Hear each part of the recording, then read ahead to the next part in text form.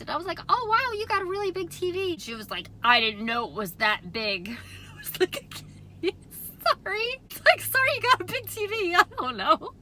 Hey guys, it's me, Jess. Welcome to another video. This is just gonna be a talking video as I'm on my way home from work. And I got a little bit of a bone to pick with Walmart Spark. This morning, Wednesday morning, I got a text message that said a customer had reported that their delivery was not at their doorstep. That's cool. Can you tell me which order it was? I did several orders this weekend, and then one order, 3 drop-offs on Monday. So it's Wednesday, and I'm just now getting this report. There is nothing that tells me what order it was for. I could go back and see, which house I didn't deliver to appropriately.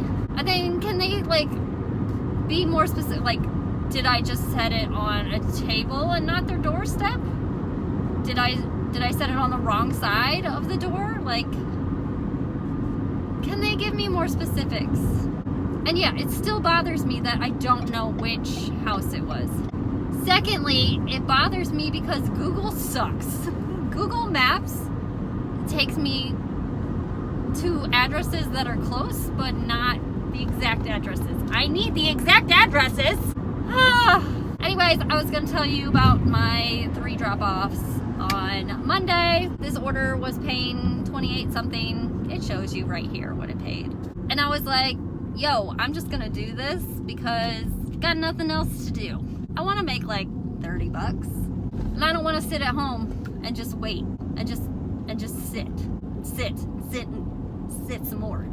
I was out washing my car across the street from Walmart. Had just dropped off some packages at the post office.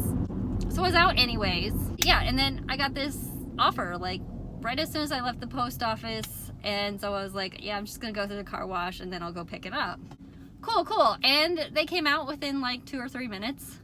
It's funny too because my husband was actually at Walmart at the same time. So he came and he kind of surprised me. He came up behind me while I was loading the groceries with the Walmart person. And he was like, hey, you got an order? And I was like, yeah.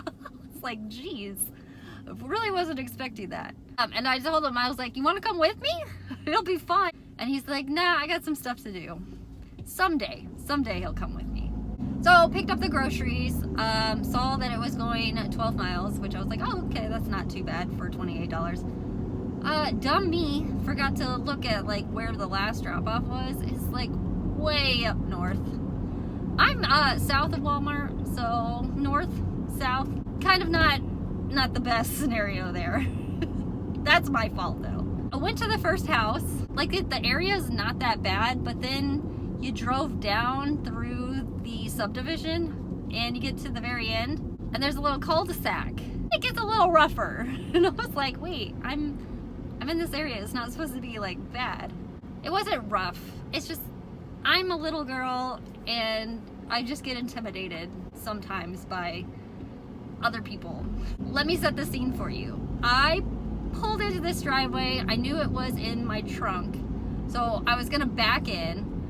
Suddenly the garage door opens and this guy on his phone, bigger guy, starts to get in his car, starts his car up, and I'm like, oh shoot, I'm gonna be in the way. So get out of the driveway and then park on the street. And so I'm like, I'm really far away from the door.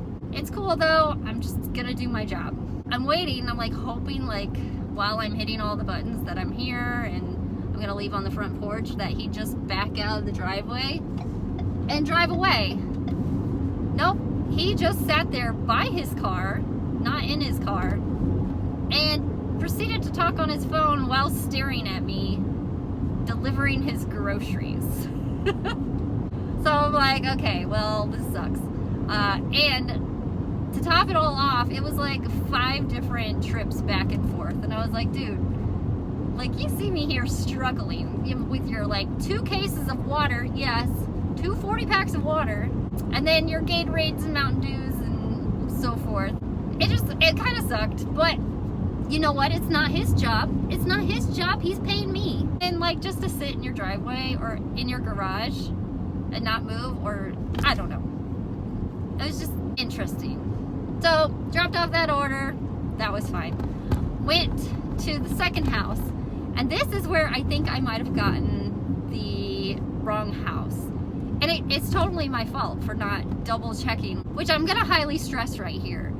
You have to double check the house number with the Google Maps where it's taking you, because I've seen it before, and I'll prove my point here in the third drop off. But this second drop off, it took me straight to this house. Whether it was the right house or not, I didn't check, and that is my fault. But I feel like I shouldn't have to. Like, I feel like I should be able to rely on Google Maps. I mean, we're in 2024, almost 2025. Like, let's get it together here. So it was a brand new subdivision. It was very pretty. Like, the houses were just built yesterday, and therefore Google probably doesn't have the correct addresses for these houses. Yeah, probably delivered to the wrong house.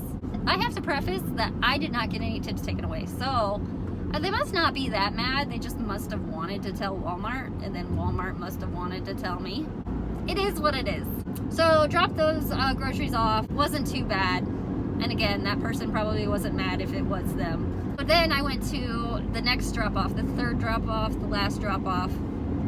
And of course, there's some notes there. And I'm like, oh gosh. And it says something to the point of, please deliver in my house on the kitchen table.